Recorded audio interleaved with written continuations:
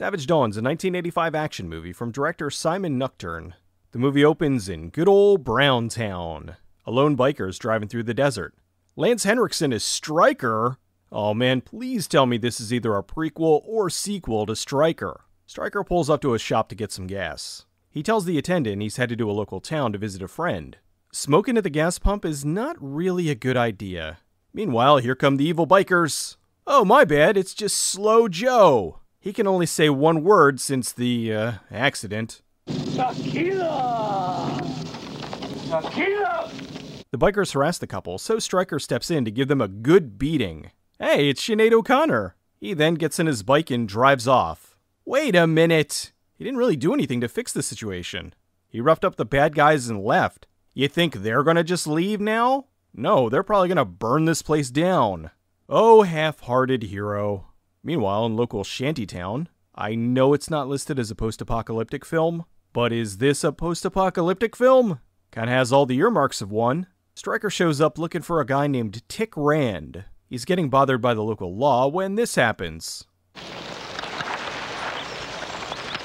The last time I saw you, you were like a little kid. Okay, slightly creepy. This is the DVD, but it's clearly from a VHS transfer. Katie introduces Stryker as a friend of her father's. They then go back to the house. He meets her brother Danny, who takes him to see Tick. After surviving his encounter with the cat inside of a cat, Tick has moved on to become a master of improvised weapons. They waste no time sneaking in the Tick puns. So it looks like you really dug in here, Tick.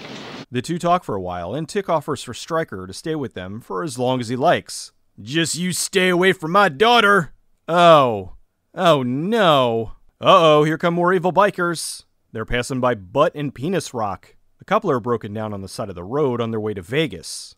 Elizabeth Caton? This movie just got even better. The bikers find the two, and it immediately goes bad. This guy's name is Meat Rack.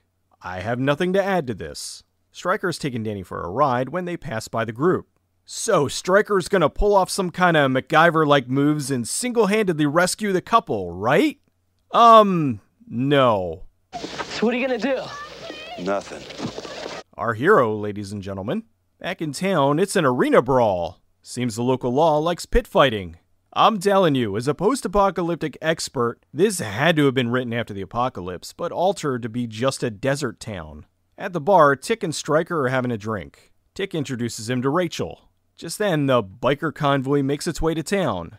Rachel's talking into a mic that I don't think is plugged in. I've got here $500. Count 'em! She lets the bikers know there's a pot of $500 that goes to anyone who can win in a fight against Deputy Joe Bob. That's a wig! The bikers are called the Savages, hence the title, Savage Dawn. In walks the leader, Pig Iron. Meat Rack notices Stryker, the guy who beat them up earlier. Pig Iron tells them to leave him alone. Hey, we're going to be starring in a biker film a few years from now, so back off! Pig Iron says Zero can take on the deputies, so they head to the pit. The two fight it out while the local reverend gets a case of what the church calls Roman hands. Rachel sees the Savages as a way out of this town, so she comes on strong to Pig Iron. Only in movies could one think a guy named Pig Iron could lead them to a better tomorrow. Oh, Pig Iron, whisk me away from here! The deputy is winning until the Savages cheat. 500 smackaroos! Wait, where did she pull that money out of? The locals are angry because the Savages cheated, but it doesn't go so well. The sheriff tries to stop them, then the deputy comes in to chase them off. The Reverend is also the mayor. He tells the Savages to get out of town and arrest Zero. Uh-oh. They would have left, but with Zero under arrest, they have no choice but to come back and trash the town. Rachel makes a convincing argument for why Pig Iron should take her with him. I can start a Harley! Classy. Danny goes on a date with Fran, but she's kidnapped by the Savages. They take Danny for a drag. Thankfully, Stryker shows up to save the day. They're going to be picking rocks and debris out of Danny's back for hours. In Tick's garage, he's showing Stryker how he built a Super NES Super Scope. The Savages attack Stryker. This is an odd zoom. Weird that they would bring power tools to a fight in the desert. Katie shows up with a shotgun and chases the gang off. That night, the Savages are having a debauchery party. Okay, I'm not one to overthink action movies too much, but what are these guys doing for food? Back in town, two girls stop at the prison and ask the guards for help. Why do movies always have the dumbest prison guards? You can't just leave us out here to freeze to death. Well, you wouldn't be so cold if you weren't outside in your lingerie. They let the girls in, and it goes about as well as you would expect. Katie takes Stryker to her special place. Pig Iron gets stopped by the sheriff and the deputy. Let him get a real man for a change. Move, asshole. Before I squeeze this trigger. Deputy, you need to point that gun the other way. They throw Pig Iron in with Zero, and then in comes a tank? How did they get a tank? Now the rest of the savages have all sorts of military hardware. Did they rob an army base? Rachel's riding the barrel of the tank, and... Bring it!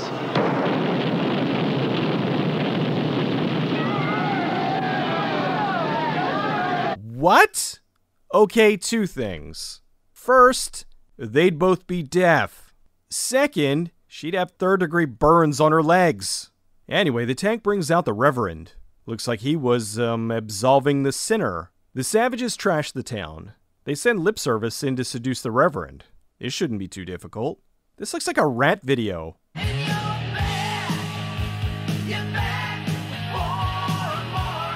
Zero goes to get his beard trimmed by Sam Kinison. This must have been back when he was still going through his preacher phase.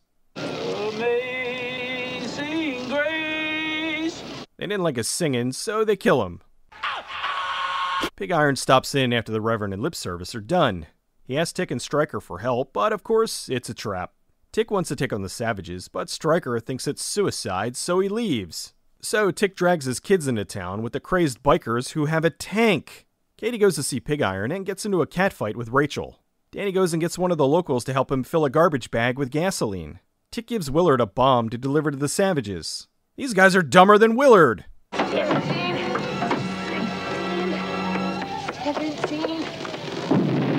The gas trap goes off and the station goes boom. The Reverend tries to leave but gets smushed. Tick tries to shoot the tank but misses. He then blows up some more bikers. They go to kill Tick and finally Stryker shows up. Stryker starts taking out the savages while some of the locals help. You give me that flamethrower. They have multiple flamethrowers? Pig Iron kills Tick. Oh, if only Stryker had helped sooner. They blow up the tank and run over Rachel. Okay, Stryker clearly knocks out the ground next to the biker. Pig Iron's out of ammo, so he faces off with Stryker. He kills him pretty easily. The remaining savages escape, and Stryker goes after them. He starts taking them out by hand. Why didn't he grab a gun before he left town? There's no shortage of them. He chases them to a local factory. So the final showdown in the movie isn't with the head bad guy, but with two wiener henchmen? He goes to the top of the mill, and how exactly did they get a bike up there? Stryker then just so happens to have rappelling gear.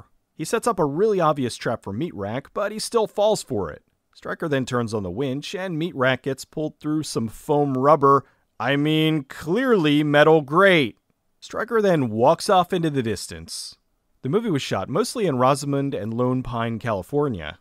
While Lance Henriksen had been working in the industry since 1961, his role of Stryker in Savage Dawn was only his second leading role. His first was in 1981 with Piranha 2.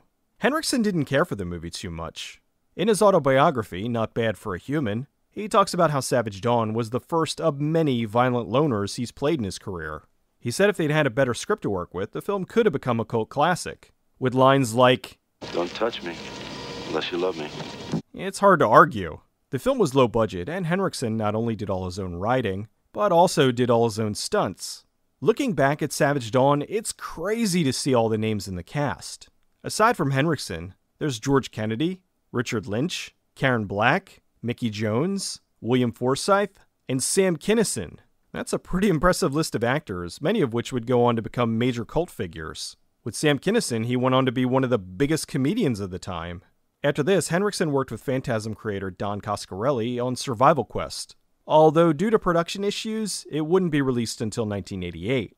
In the meantime, he took on what would become one of his most iconic roles, the android Bishop in the massive blockbuster Aliens.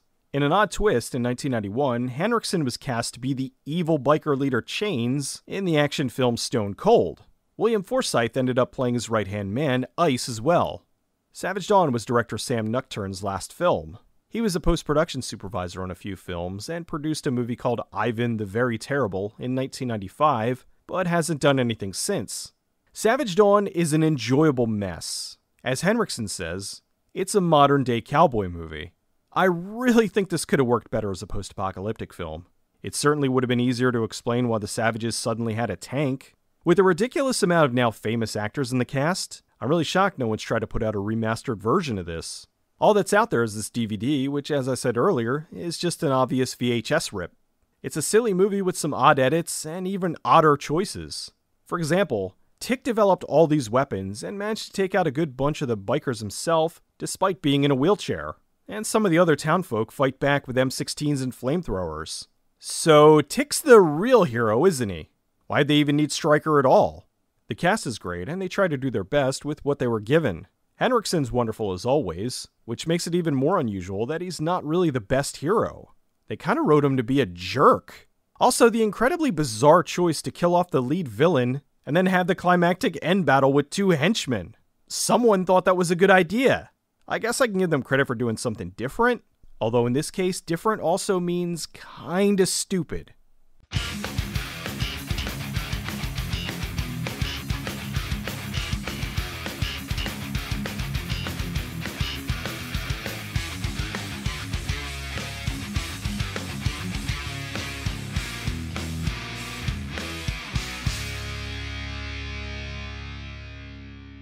You're my secretary.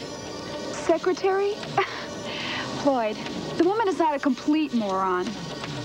I type 1 word per minute, and then it's usually misspelled.